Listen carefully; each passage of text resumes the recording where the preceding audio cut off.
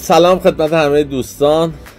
ما امروز اومدیم راجع به کاغذ دیواری صحبت کنیم که اصلا چرا باید کاغذ دیواری بزنیم، چرا نقاشی رو انجام ندیم.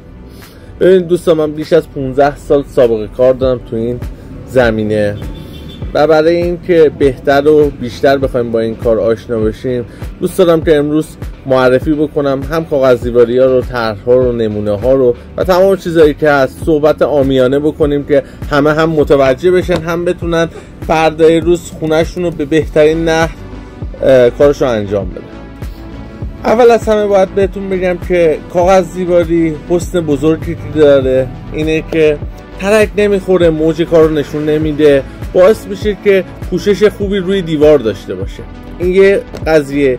از یه طرف دیگه کاغذ دیواری عمر بیشتری داره نسبت به نقاشی. حالا میخوایم با کاغذ دیواری آشنا بشیم. خب یه چند مدل ما کاغذ دیواری داریم: کاغذ دیواری عرض 1 متر، کاغذ دیواری عرض 70 و کاغذ دیواری عرض 50. هر کدوم از کاغذ دیواری ها، خب کاغذ دیواری عرض 50 1.5 متر رو پوشش میده، 1.5 متر عرضی.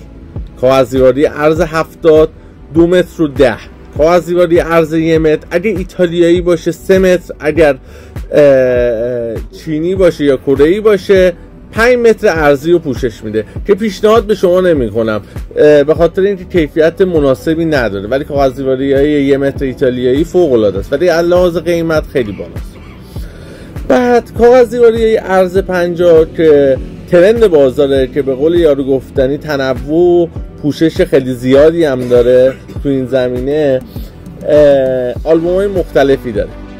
شما واسه آشنایی بیشتر اینه که شما از رنج، مثال دارم بهتون میگم، از 300 تومن تا 3 تومن شما جنس همونه، اما چی؟ طرح‌ها، رنگ‌ها، کیفیت چاپ، همه اینا تغییر میکنه.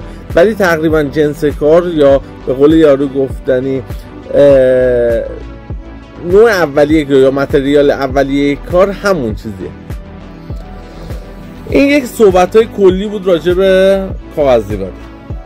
حالا بخوایم طرح‌هاشو بگیم، طرح سه‌بعدی داره، طرح به قول یارو گفتنی پتینه داره، ساده داره، آجوری داره، طرح مختلفی داره که بسته به سلیقه شما انجام میشه.